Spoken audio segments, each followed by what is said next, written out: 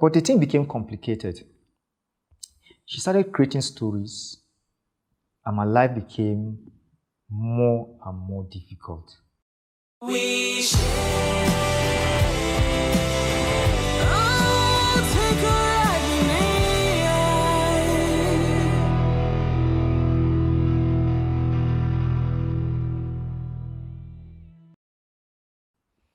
It became complicated because the story she was creating, she was narrating it to students in school and people I know at home who were in the same church. She was telling them stories, and the issue there that they're not coming to ask me my own side of the story. They were using what she said as a standard, and they were judging without confirming stories. So it was very difficult for me. It was at that time I was praying to God. I said, God, I'm in a complicated situation. I'm spilling over. I have issues here. The Lord told me that He has called me. I said, Lord, I don't want to be called. All I want is to settle this issue. He told me that He has called me. And what happened was that when He started telling me He has called me, I was saying, I don't want any call. I want to solve issues. And Pastor Chris Oyakilome, who is the founder of what is it called? Christ Embassy, was preaching on television. And he said, there's a young man watching me right now. That was 24th December 1999. 24th December 1999. He said, there's a young man watching this program. God has called you, but you are doubting. You are going to go through a period of, I forgot the exact words he used, but it's like saying, I'm going to go through a period of tough time, but I should not strive that I will overcome. I knew it was me.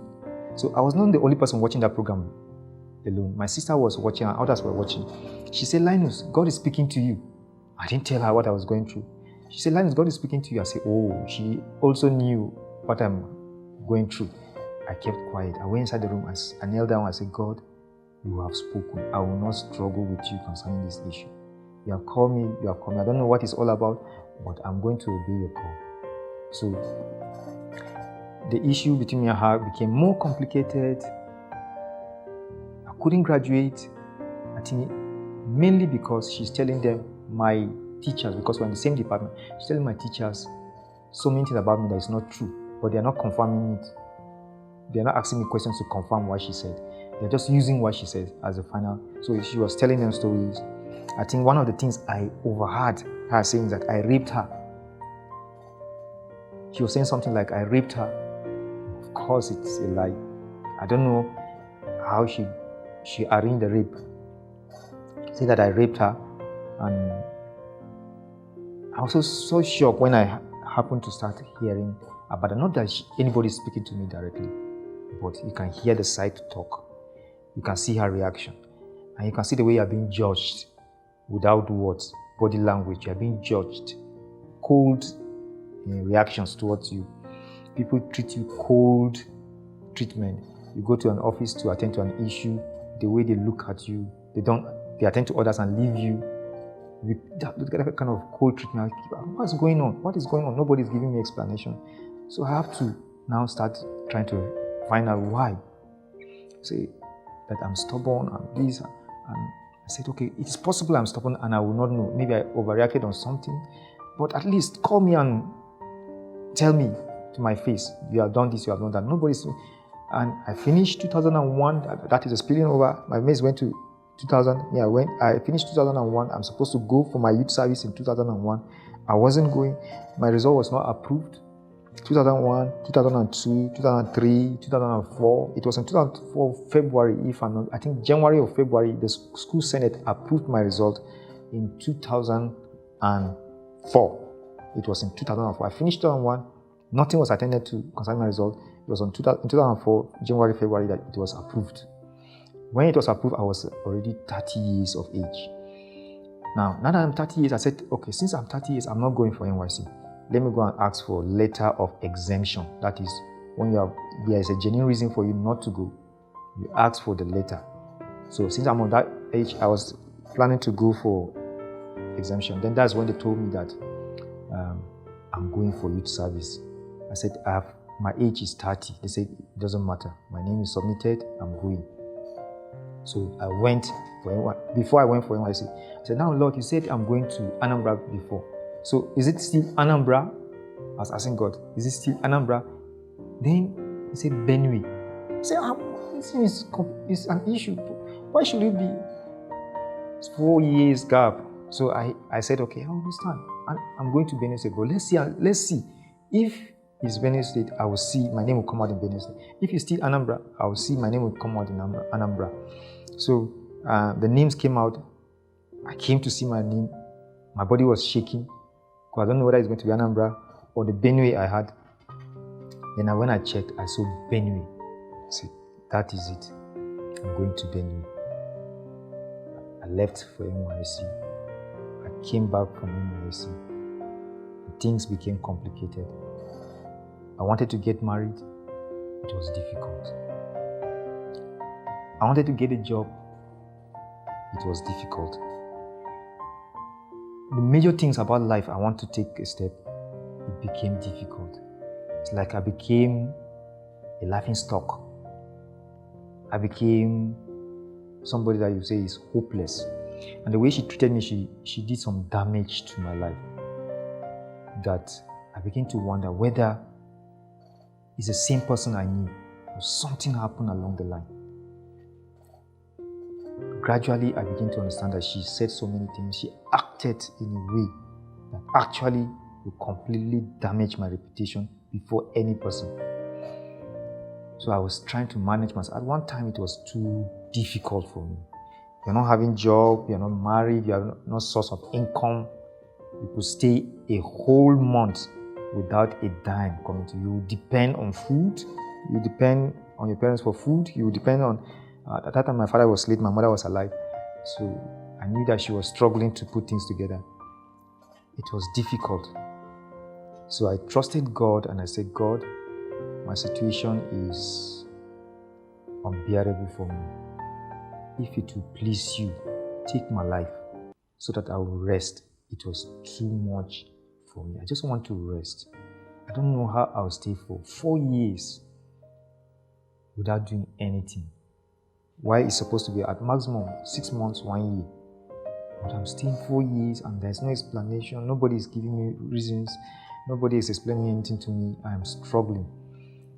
So I said, okay, let me take a step at a time.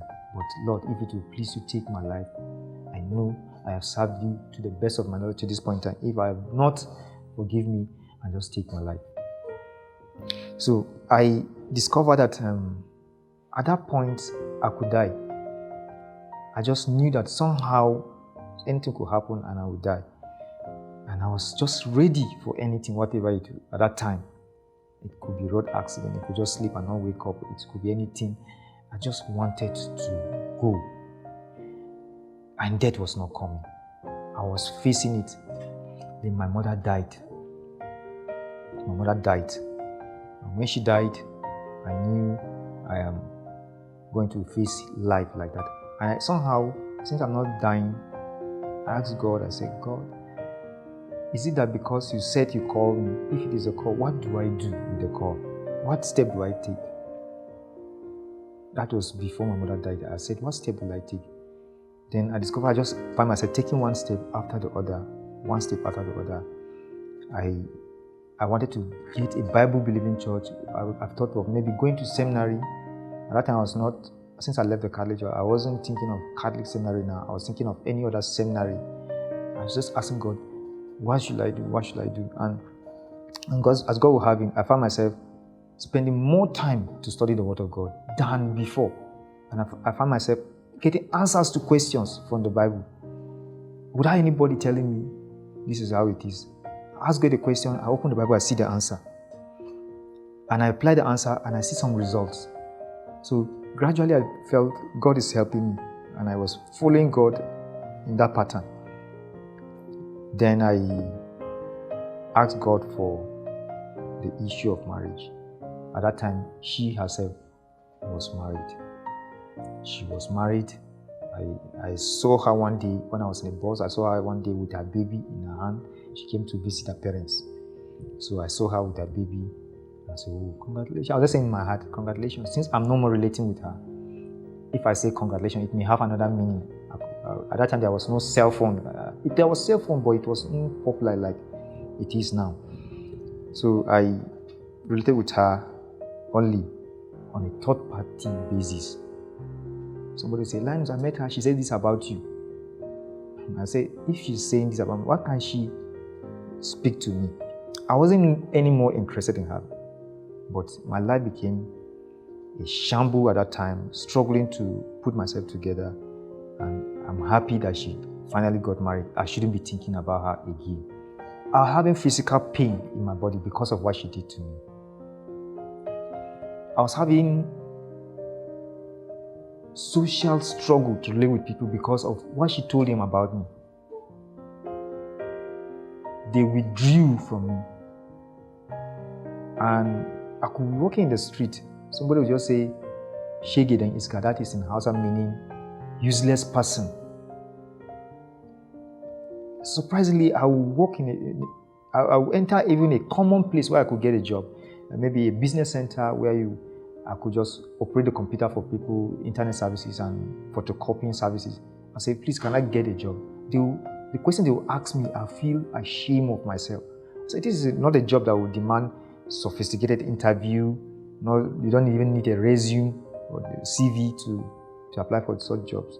The question I will be asked, I feel, is there any need for such a question in this type of place? I had the first breakthrough in the midst of the crisis when my friend in the university, he's now, I think, if I'm not mistaken, he's now a professor, but last I heard of him, he was a PhD holder, he's a doctor, but probably now he's a PhD professor, I don't know. But he said, Linus, I'm building a cyber cafe where people come and browse the internet. And since I know you are good at computers, please, I want you to manage the place for me. So that was the major breakthrough. It wasn't a big pay, but at least I knew that something is happening. So while I was managing the place for him, I was using the opportunity when no customers are around, I will do one or two things online for myself so that I will make money to help myself. I discovered that she would call people on the phone and ask them about me. For what? I don't know. Since she's already married, I said, okay, maybe she wants to apologize for what she had done. But she will ask them, am I married? Let her mind her business. It's not about her again. It's about me. Then I discovered it's like she's doing something to make sure I don't get married. If she'd relate with them innocently, they are thinking that she is having good intention. Then they give her feedback of what I have said. If I have anybody I have in mind, I discover that things are going wrong after that situation. And this lady is doing something. But she's married. Why she should be interfering with my choices and my decision? She shouldn't bother about whether I'm married or not. Let me bother about it myself. After some time, my friend will call me and say, yeah, what are you doing concerning marriage? I say, well, I'm praying. Did you have somebody in mind? I say, well, there's somebody. Based on my prayer, there's somebody. The moment I tell him, then he will make a statement that he spoke to her. I say, oh God. He spoke to her now. She will know whether I'm taking a step or not. It became complicated. It's like a voodoo kind of experience, manipulation. So I just discovered it's happening on and on, and he doesn't know. They don't know, and because we were all together in school, so we see each other as friends. So nobody will suspect her because we all know her as a good Christian. But I was suspecting. It was getting obvious. I said to myself, why is she not calling me? Now that I have a phone, why is she not calling me? Why is she calling them? So that she will not directly relate with me and manipulate things to my disadvantage. I kept quiet because at that time nobody believed whatever I would say concerning her. Everybody believed that she's a very good person. Me too, I also believed that she was a very good person. So nothing of such will come up from her. But the moment I give any information about myself, things don't work again. Things become out of control. Then when I suspected her, I was finding a way of confronting her. Then I discovered, look, she's playing a game on you and you can not get her. Since you believe in God, continue with God. So when I pray such prayer, Lord, disconnect me from her. I have a season of peace of mind. After a season, she will call again. I said, no, she should leave me alone. Forget about. She said, no, Linus, as Christian reconcile. So that issue of being a Christian reconciling, I said, no, there's no need. She's married, she's having a husband. I don't have any bitterness against her. I don't want her to be knowing about my life. Let her just be free. If her conscience is judging her about what she did to me, let her call me directly. Let's speak one-on-one. If not, I've forgiven her. There's no issue. So I discovered my life was getting difficult and difficult by the day. And I don't really know what to do about it because nobody will believe whatever I was. Because I've made several attempts to meet one or two persons and speak to them about this issue. Everybody said, you have a mental problem, Linus. There's nothing wrong with this lady. You are the one that is the problem. Why did she say this when it did not happen? So,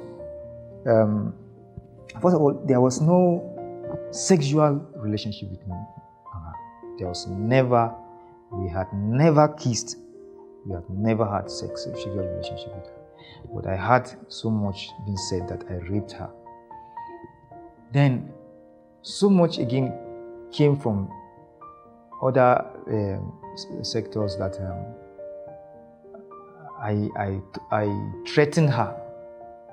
I threatened her. It's one of the leaders of the church in Kaduna called me and he said, Linus, hear my true advice for you. Please dissociate with her. I don't have anything to do with her. She's the one creating an impression that all I'm doing is thinking about her.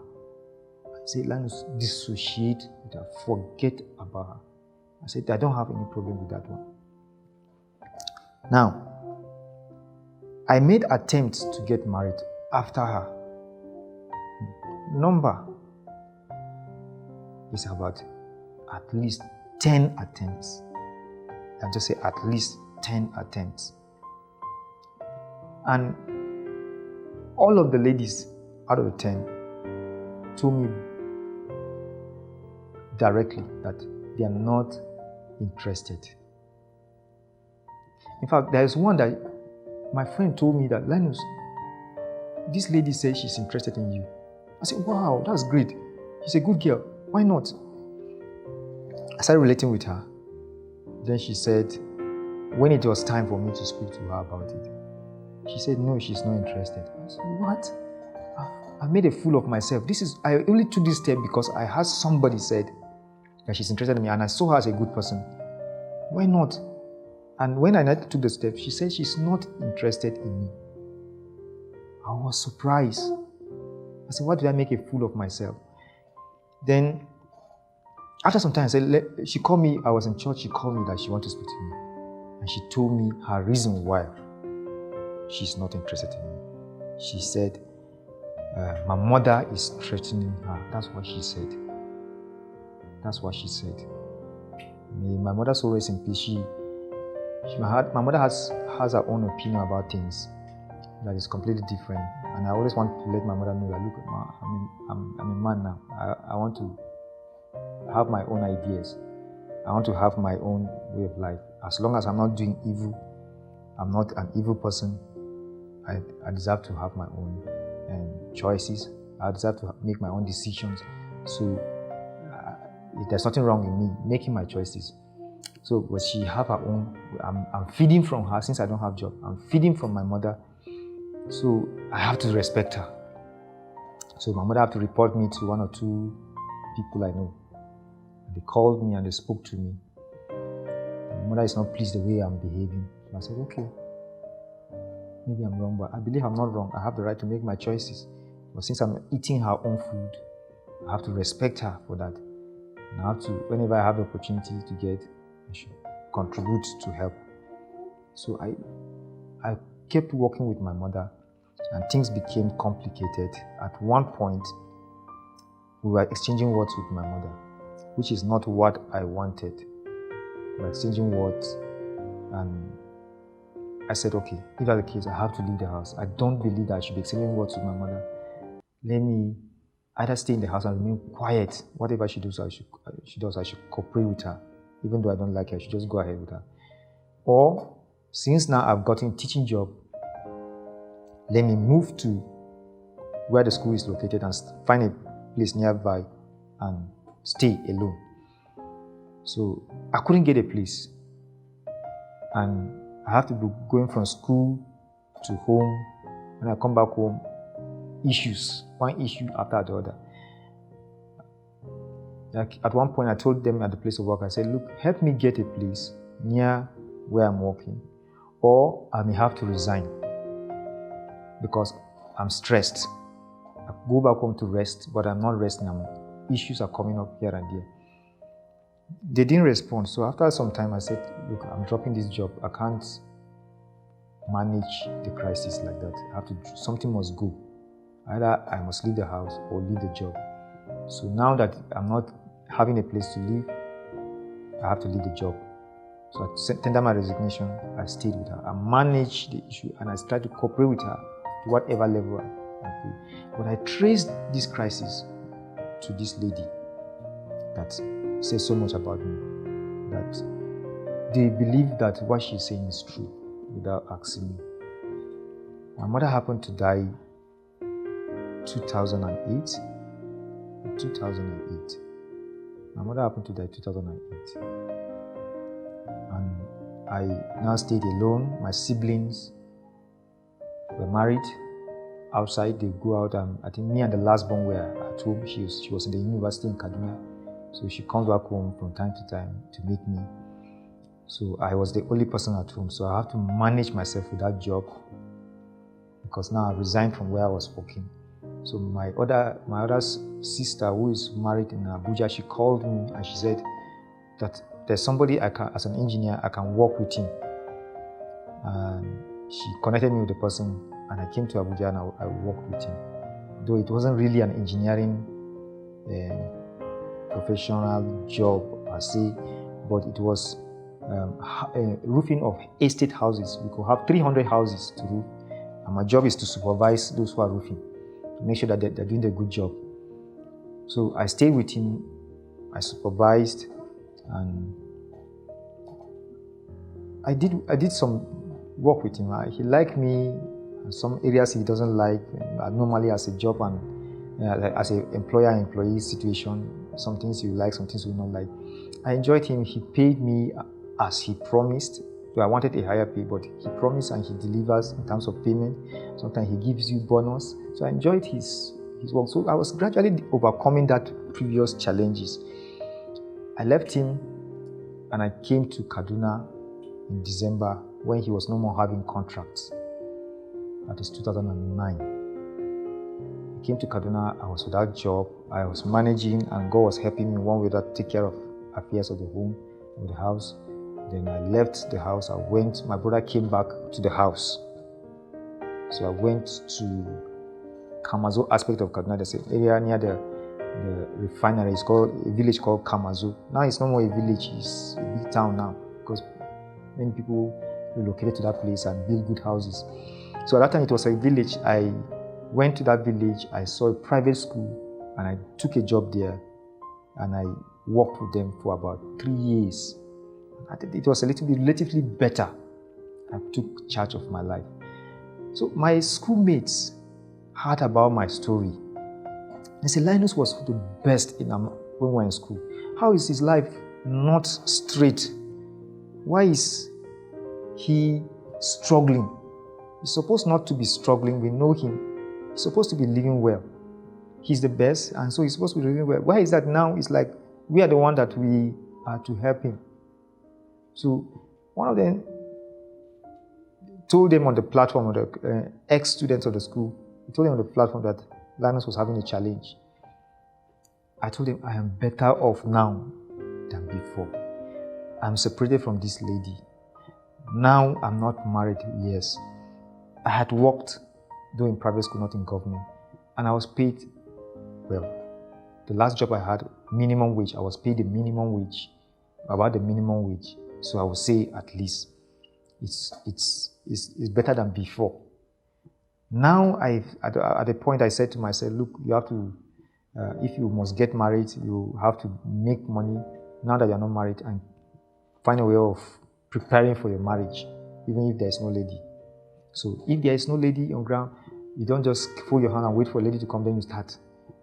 So I discovered that I have to be on my own and get a business doing. And that already, I think I'm taking a step in that direction. Life has been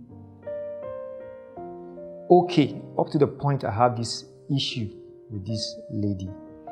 And life turned upside down. Sometimes I blame myself. I said it's because I wasn't serious with university at the beginning. I was thinking of becoming a military personnel and I wasn't taking university serious. I blame myself for that. Sometimes again, I said to myself, I spoke to her while I was on campus. I should have waited when I'm no more, when I leave university to speak to her. Sometimes I blame myself. I said, even at the time I was saying, God is judging me for something I did. And that's something, I don't know what that something is. And I pray to God, I say, Lord, if I've done something, tell me that thing so that I will correct. There was nothing, to deserve that level. I'm not a perfect human being, but I felt if God is going to punish a person, He's going to punish a person that so the person will understand that he has done wrong. Then he can confess and if possible make restitution to correct the error. But there was nothing that would warrant me to go through all of that experience. I faced death and I faced hatred, joblessness. At one time, I felt sick. But one of the things that kept me going is my relationship with God. I just asked God, Lord, what do you want me to do under this situation? And sometimes what comes out of that prayer is funny, things that I felt they don't connect with that situation. But I felt Lord is telling me to do that same thing. And when I do that, take that action, things become better. And I begin to laugh at myself. I said, look, that when the Lord was telling me that I should take this step, it doesn't make sense. It doesn't even connect to the situation. But at the end of the day, that was the way forward for me. So I kept taking steps in the direction of what I felt the Lord is saying. Now, things are better. If you look at me today, you will see that I have more peace from the way I relate with you. I have more peace of mind. Not like years ago, 2000 and the year 2000 and the year 2001, 2000 to 2003 was the toughest years of my life. But I was able to stabilize by just having a relationship with God.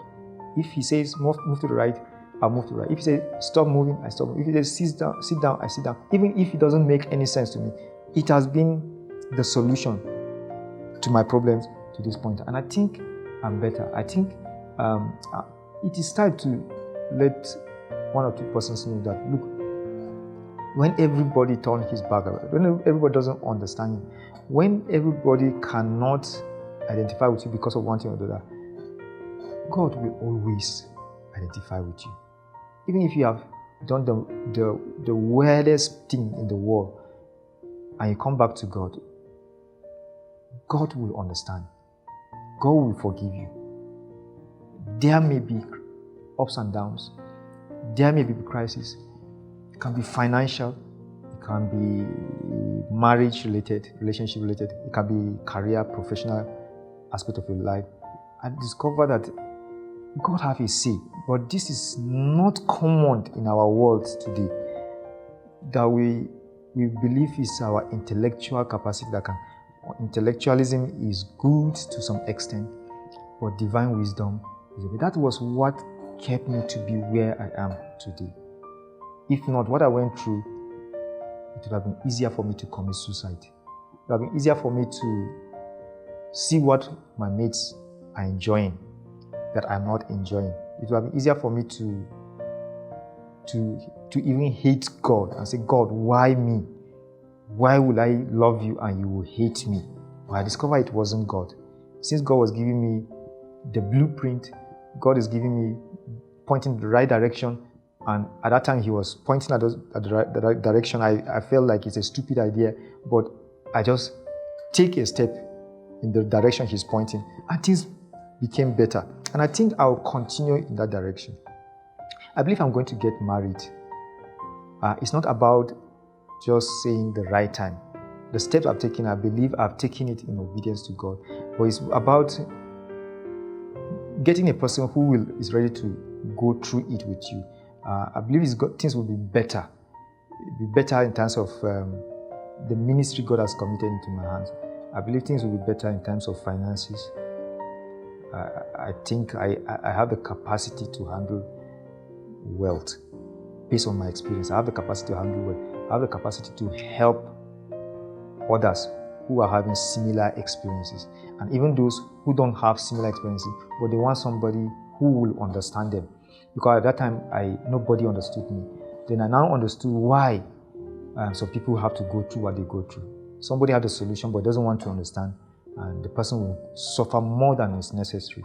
So I believe with my experience now that I saw people betray me, I saw people hurt me, but there's still some people who believe in me. They may not tell me, but their actions tell me that this person believes in me.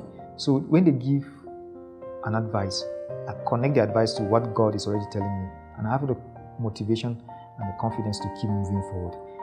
People believed in me now more than before. If you look at my clothing these days, we are love offering from people who believe in me. Sometimes I just ask God, I need a change of clothes, and somebody come and give me clothes. The person believes in me. He just give me clothes, and I discover that that person is doing it out of love. I didn't tell him, but I just spoke to God, and it is done. Now, some people I told them and they helped me. Some people I told them they didn't help me. But some people I never told them, they step into it. So I believe God answers prayers. The only thing I used to ask myself is, Lord, must I go through these years with this pain? Must I go through these years? Why don't you are God Almighty? Why don't let it not happen within 3 months and it's over? Why not 6 months and it's over? Why not 1 year and it's over? Why must it be 20 years? Why must it be 20 years? Why must it be 10 years? Why must I not marry and share my life with somebody and we serve you together? Why not you just arrange it? Well, discover that God is not carried away by our emotions of pain or anger, whatever. God has the best. And I want to trust Him till the end. I have a lot that God is committing into my hands, and I believe that He's doing that for a purpose. I will not disappoint Him.